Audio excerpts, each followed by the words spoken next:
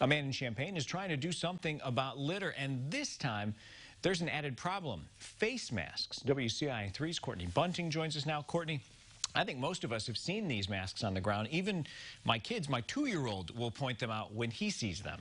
Absolutely, Paul. I see them as well. It's really a very common thing. If any of us take a walk around town, really any town, we might spot a few. And they're more than just bad to look at. They can also do some serious harm. I walk to this park every day to meditate by the waterfall. But these days, Stanford Blunt is doing a little something extra.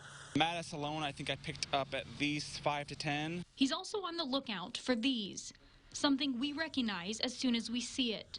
But on the curb or in the grass isn't exactly where they belong. The first time I saw one when I was walking here, I was astonished, shocked, and ashamed of people. Blunt has even started carrying a bag around with him to pick up what he finds. And while he's recently frustrated with finding masks, he says the problem is much bigger. There's also trash around here every day, too, that like beer bottles that get thrown in there. There's trash bags that get thrown in there, and they can really endanger the crows, the green herons that come around here, the fish that can eat it, the dogs that walk through here that could get entangled in their intestines if they eat it. Veterinarians at the U of I say that's a serious threat. Face masks definitely have a huge potential, if swallowed, eaten by dogs, cats, other pets, to cause an obstruction, and that can be life-threatening. That's basically what happens when your body can't digest something.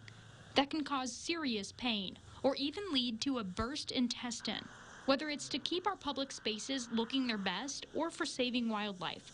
Blunt says in this case, it's as simple as finding the nearest trash can. We don't want to destroy this plant. There's no backup. There's no plant B. So we got to do what we can to protect it. So 2 important things to remember. When you're done using your mask, of course, make sure it's in a trash can, and a trash can where it won't just blow away. And if you can, get a reusable one. Paul? Pretty simple advice. Good advice. Courtney, thanks.